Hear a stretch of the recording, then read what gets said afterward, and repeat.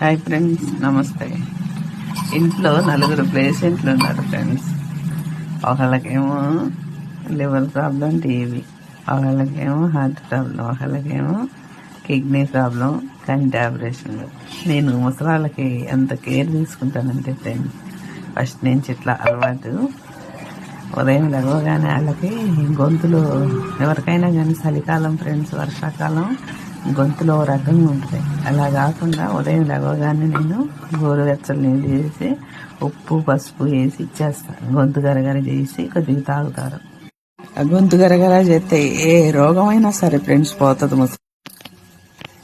ఇలా వేడి నీళ్ళతో గొంతు గరగర చేస్తే చాలా ఆరోగ్యం ఫ్రెండ్స్. ఎన్ని రోగాలుండా పోతాయి.